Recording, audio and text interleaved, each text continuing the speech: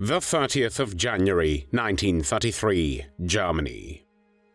Adolf Hitler, the leader of the Nazi Party, is appointed Chancellor of Germany and aims to lead the German master race to victory in the racial struggle against those deemed as inferior peoples, especially the Jews.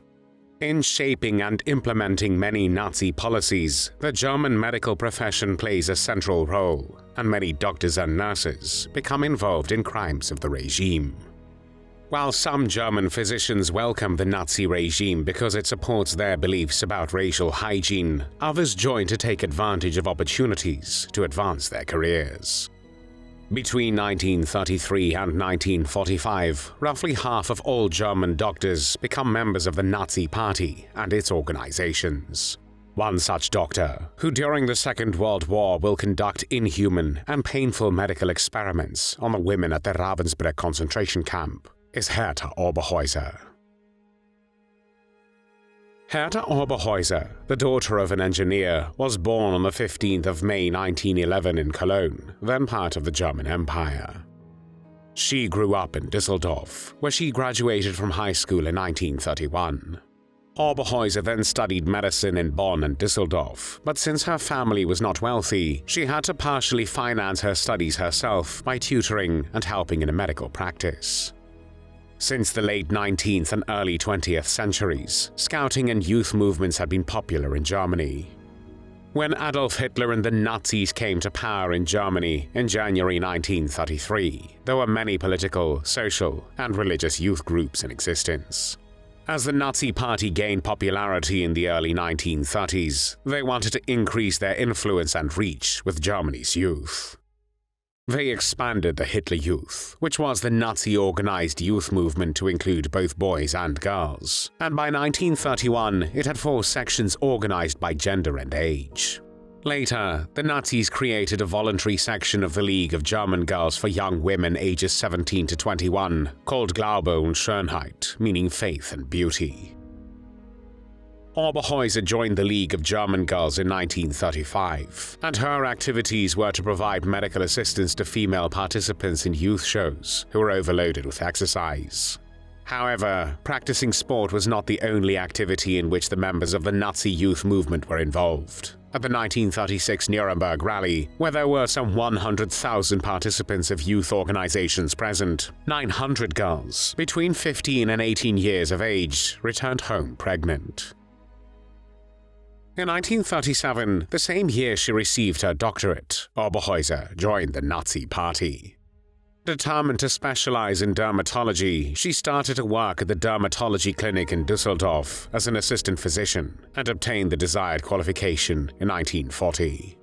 She then worked at the public health department in Düsseldorf, where she specialized in research experiments on live animals. However, she had to financially support her family after her father became ill and she needed a better paid position.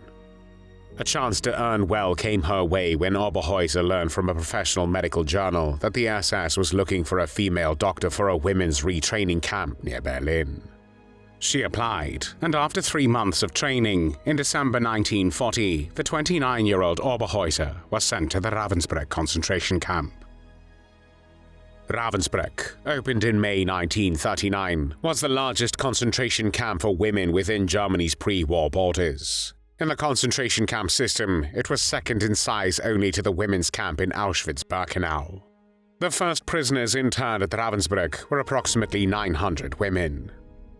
The Second World War began on the 1st of September 1939, and by the end of 1942, the female inmate population of Ravensbrück had grown to about 10,000. In January 1945, the camp had more than 50,000 prisoners, mostly women.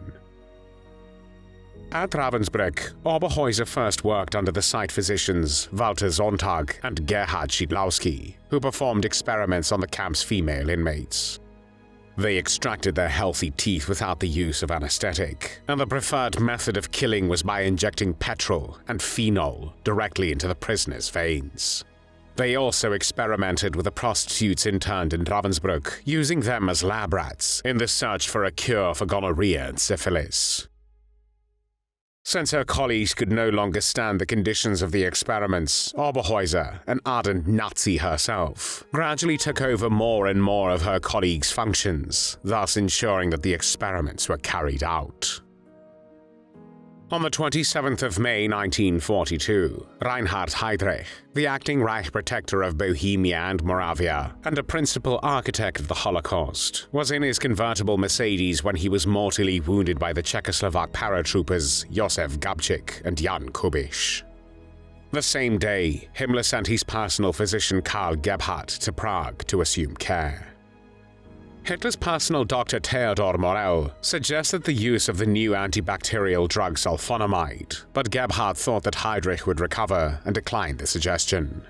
Despite a fever, Heydrich's recovery appeared to progress well, and Gebhardt decided to monitor Reinhard Heydrich's recovery alone because, according to him, the intervention of several doctors could have led to harmful nervousness.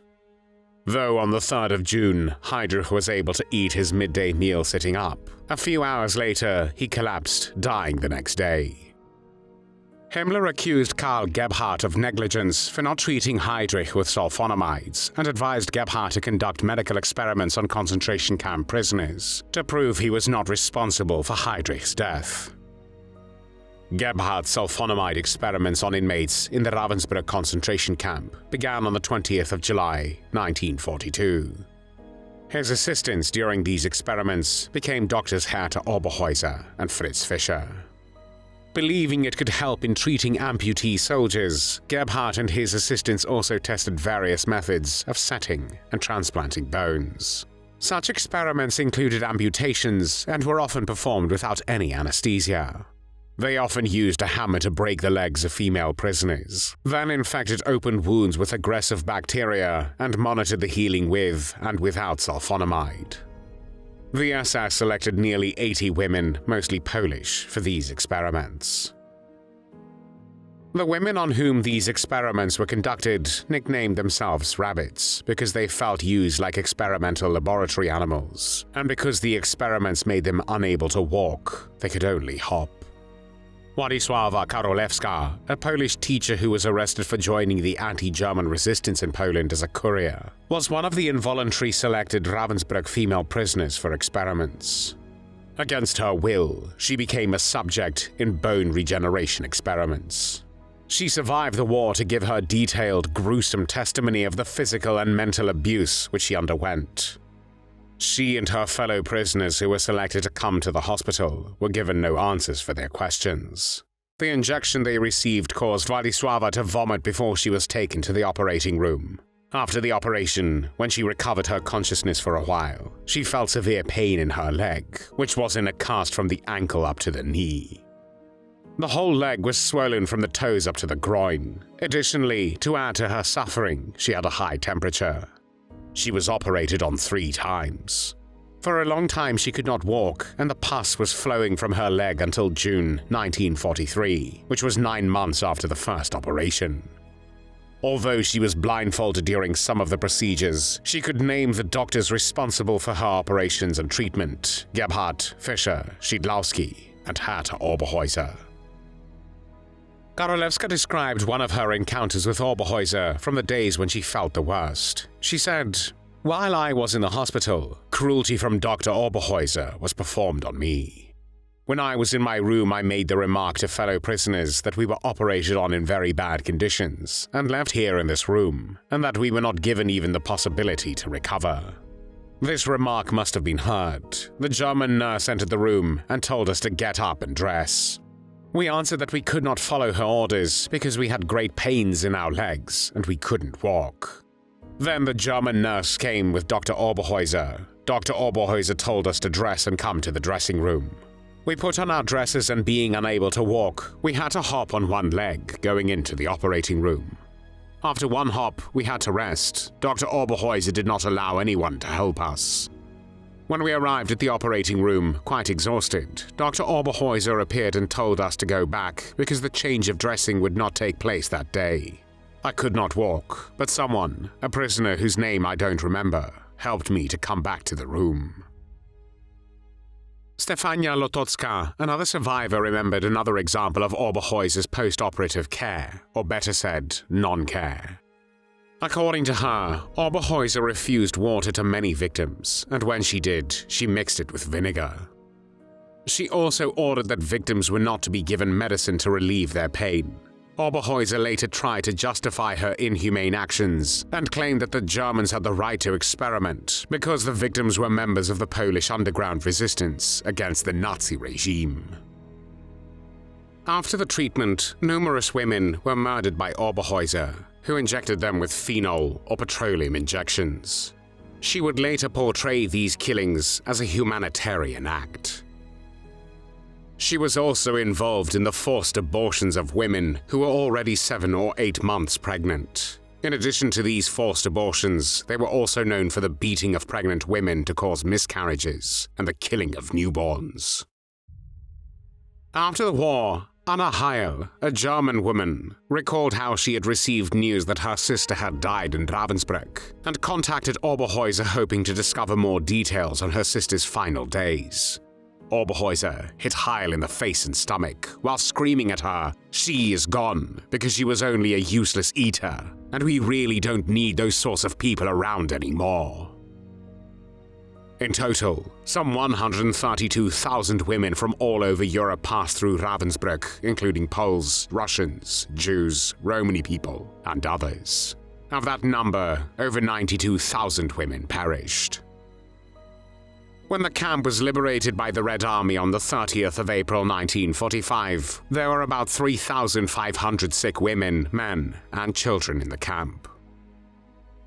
Justice finally caught up with Oberheuser when she was tried in the Nuremberg Doctors Trial, which began on the 9th of December 1946. She was the only female defendant at the trial, and on her gender she commented saying, "Being a woman didn't stop me being a good National Socialist. I think female National Socialists were every bit as valuable as men in keeping alive what we believe." During the trial, she claimed how she had helped the women who were subjected to the experiments and that they had always been glad when she was there to change their bandages.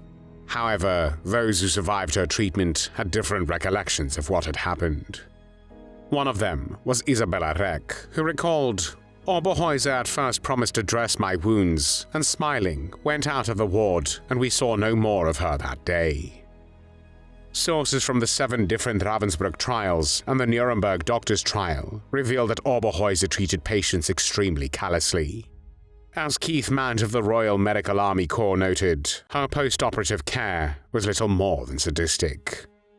When Oberheuser was asked if she knew that sulfonamide experiments caused considerable pain to the women, she replied, "The way they were carried out, I do not believe the patients suffered that much, because they never expressed any kind of disagreement, either with the treatment by Professor Gebhardt or by Dr. Fischer. I myself never had any difficulties, but always believed that they were pleased with my care, and moreover, they had a chance of being pardoned." When she was asked how many people she had killed with injections of petroleum, she replied, "I killed nobody," and added, "It was my medical help for suffering patients in their death throes. I gave morphine, and then I got another mixture from the ward doctor. I don't know exactly what it contained." However, she lied. This mixture contained petroleum, and it took 3 to 5 minutes from the time the injection was administered to the time of death. Until their last moment, the victims were fully conscious, and she killed at least 5 women this way. Oberheuser tried to justify herself in court with her femininity, and the argument that a woman, and therefore herself, could not be so brutal.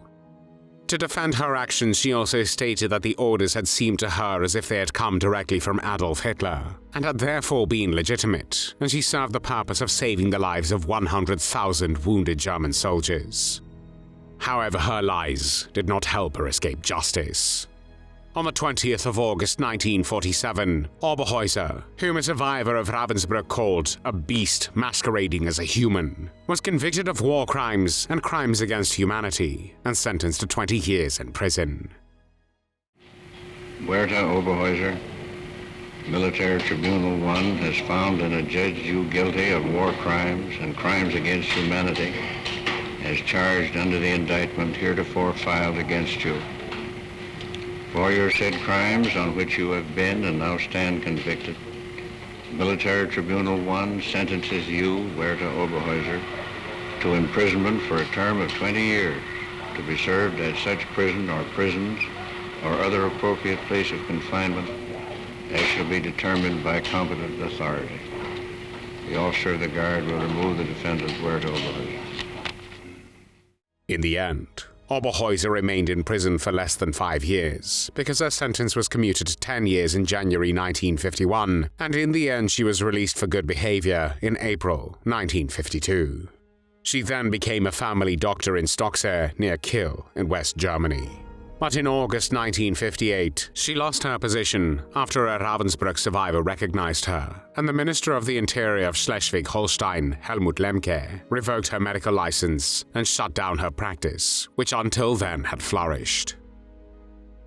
Oberheuser then appealed to the Schleswig-Holstein Administrative Court, but the case attracted strong media interest, and protests by the former victims of her criminal experiments escalated even further. The court rejected the appeal in December 1960. Oberheuser was fined, and she never practiced medicine again. On the 24th of January 1978, when Oberheuser died in a nursing home in Linz on the Rhine, she was 66 years old. There were no tears shed for Herta Oberheuser.